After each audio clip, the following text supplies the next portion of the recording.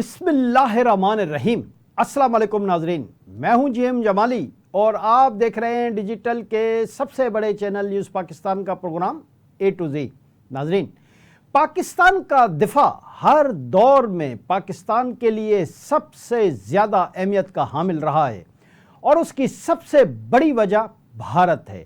भारत के इश्तियाल अंगेज़ी, जंगी जुनून और दूसरी रियासतों की ज़मीन पर कब्ज़े का रुझान उसकी असल वाज़ेह मिसालें हैं। दिलचस्प बात यह है कि भारतीय पार्लियामेंट में मोदी हुकूमत की तरफ से अखंड भारत का एक नक्शा भी लटकाया गया है, जिसमें पाकिस्तान, श्रीलंका, नेपाल, भूटान, मालदीव, बांग्लादेश, यहाँ तक कि अफ़गानिस्तान को भी भारत का हिस्सा दिखाया गया है।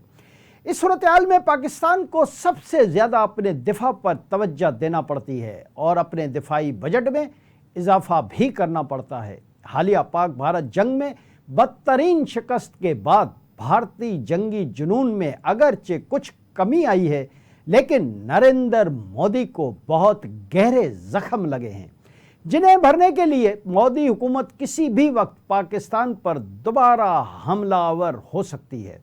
इन हालात में पाकिस्तान जवाबी कार्रवाई के लिए हर वक्त तैयार है, लिहाजा दिफाई अखराजात में इजाफा नागुज़ीर है। इस सिलसिले में वज़ीर ख़ज़ाना मोहम्मद औरंगज़ेब ने कहा है कि अफ़वाज पाकिस्तान की जितनी मदद कर सके करेंगे। ये सिर्फ अफ़वाज की नहीं, पाकिस्तान की ज़रूरत है। इस्लामाबाद में तकरीब से ख़िताब और फिर मीडिया से गुफ्तगू करते हुए वज़ीर ख़ज़ाना ने कहा कि भारत ने IMF बोर्ड में पाकिस्तान का कर्ज प्रोग्राम डीरेल करने की पूरी कोशिश की, मगर पाकिस्तान के केस का मेरिट पर फैसला हुआ।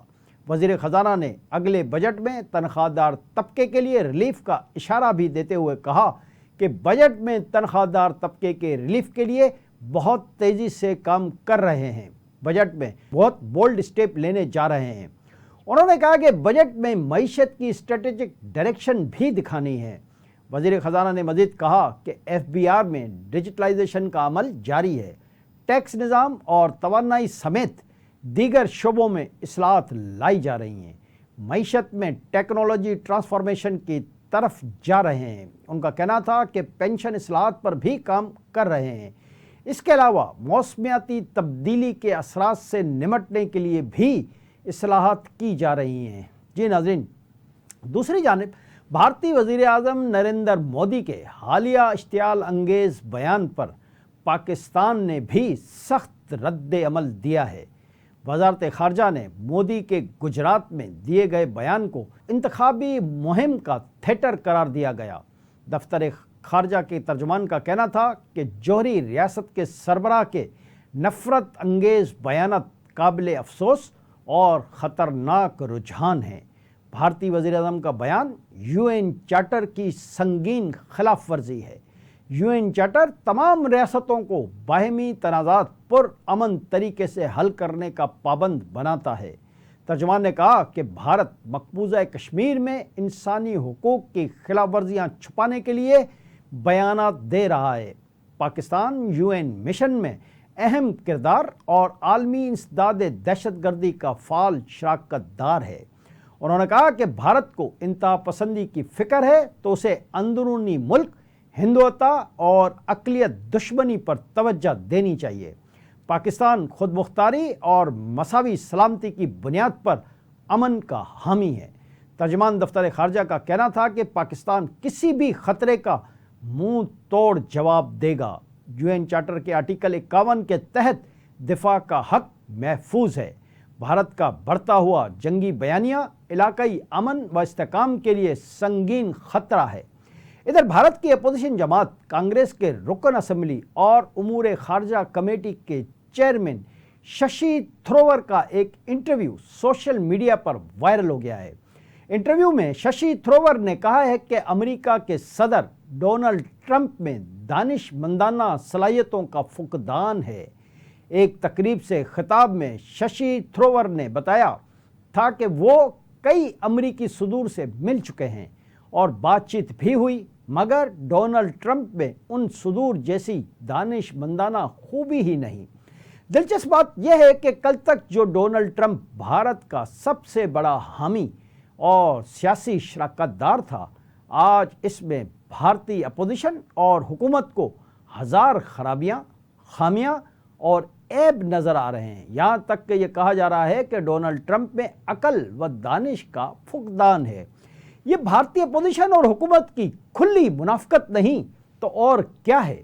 یاد رہے کہ حالیہ پاک بھارت جنگ میں بھارت کی بدترین شکست کے بعد نریندر مودی کی حکومت نے یورپ، امریکہ اور دیگر اہم ملکوں میں وفود بھیجے ہیں، جو مغربی ملکوں اور امریکہ میں بھارت کے جھوٹے اور بے بنیاد پروپیگنڈا کو عام کریں گے اور جنگ میں اپنی شکست کے بجائے اپنی جھوٹی جیت ثابت کرنے کے ساتھ ساتھ اپنے آپ کو ایک مظلوم ملک ثابت کرنے کی کوشش کریں گے۔ جی ناظرین، دوسری جانب وزیر اعظم شہباز شریف نے کہا ہے کہ ایران پاکستان ہر طرح کے حالات میں ساتھ کھڑے ہوتے ہیں۔ پاکستان اور ایران کا رشتہ پہلے سے کہیں زیادہ مضبوط ہو چکا ہے۔ پاکستان کی حمایت کرنے پر ہم ایرانی قیادت کے شکر گزار ہیں۔ واضح رہے کہ گزشتہ روز وزیر اعظم شہباز شریف نے ایران کے دورے کے دوران ایرانی صدر مسعود پزشکیان اور دیگر رہنماؤں سے ملاقاتیں کی تھیں۔ ایرانی میڈیا کو انٹرویو میں شہباز شریف نے کہا کہ بھارت پاکستان تنازع میں ایران کی ثالثی کی پیشکش پر بھی ہم بہت شکر گزار ہیں۔ ایران کی ثالثی کی پیشکش ہم نے قبول کی تھی، لیکن بھارت نے ہی اسے مسترد کیا تھا۔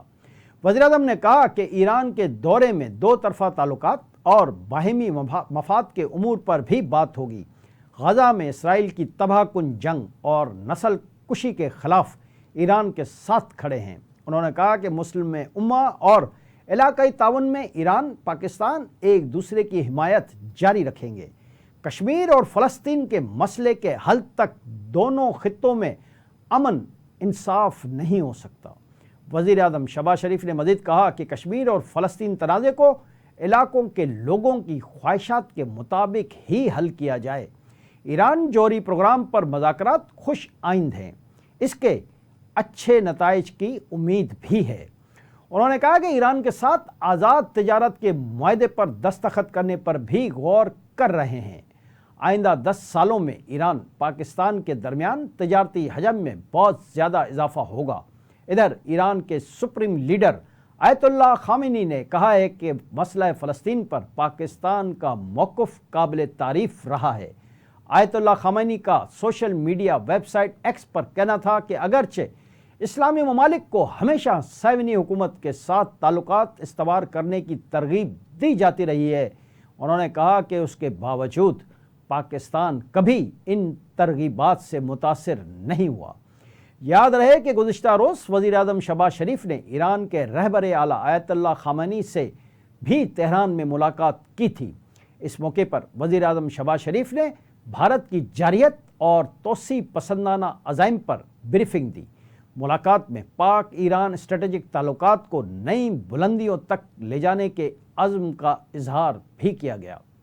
جی ناظرین، جاتے جاتے یہ اہم خبر بھی آپ سے شیئر کرتے جائیں گے کہ بنگلہ دیش کی سپریم کورٹ نے جماعت اسلامی کے رہنما اظہر الاسلام کی سزائے موت کالعدم قرار دے دی۔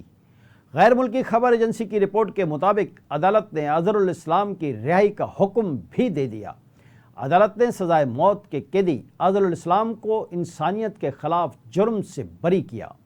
میڈیا رپورٹس کے مطابق اظہر الاسلام 2012 سے قید میں تھے۔ واضح رہے کہ بھارت کی حمایت یافتہ شیخ حسینہ واجد کے دور حکومت میں جماعت اسلامی کے متعدد رہنماؤں کو 1971 میں غداری کے جرم میں پھانسی دی جا چکی ہے، لیکن جب سے بنگلہ دیش عوام نے شیخ حسینہ واجد کو اقتدار سے الگ کر کے انہیں ملک چھوڑ کر بھاگنے پر مجبور کیا ہے، اس کے بعد سے بنگلہ دیش کی سیاسی سوچ اور حکومتی حالات میں نمایاں تبدیلی آئی ہے اور بنگلہ دیش پر ہر مسئلے کو عقل اور دلائل کی عینک سے دیکھنے لگا ہے۔ جماعت اسلامی کے رہنما کی سزائے موت کو کالعدم قرار دینا بھی اسی سلسلے کی ایک کڑی معلوم ہوتی ہے۔ آج کے لیے اتنا ہی۔ اگلے پروگرام تک کے لیے اپنے میزبان جی ایم جمالی کو اجازت دیجیے۔ اللہ حافظ۔